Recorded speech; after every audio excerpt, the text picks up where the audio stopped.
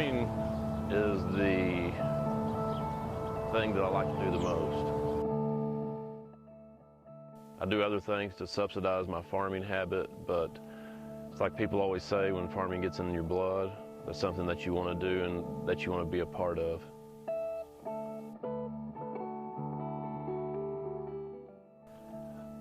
I began farming and grew up around the New Deal area. Been farming in this area for over 20 years. I grew up and started farming on the family farm. Didn't start farming the family farm until about 10 years ago. When I first started farming, started renting land. I was also working as a paramedic, driving a school bus, and doing other things to try to build my farming operation. Also had a spraying business. I currently farm in Lubbock County, also in Crosby County.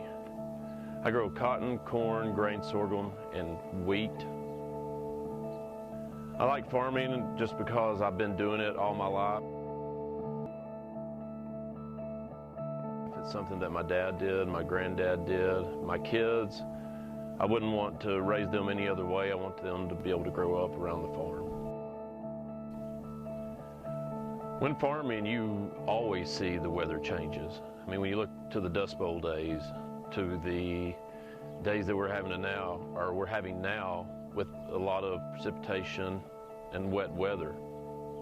And that's something you're going to see forever and forever. There's always going to be climate change. I've seen all types of conditions when it comes to agriculture and farming throughout my farming career.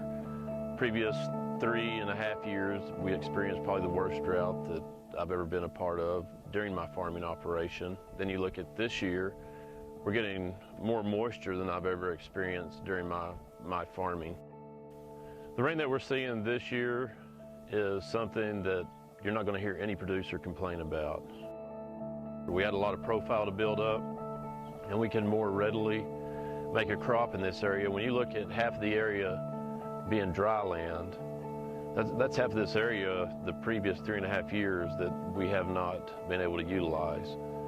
So it gives those guys a chance. Also, the fact that we're not pumping from the underground water supply, and we're able to save that for another year when we're not getting as much moisture. The lake below my house, year in, year out, even during the 3-year drought, it went dry at one point. But every time we get a rain, that particular playa will hold water, but not to the extent where my pivot stops are, that they were underwater.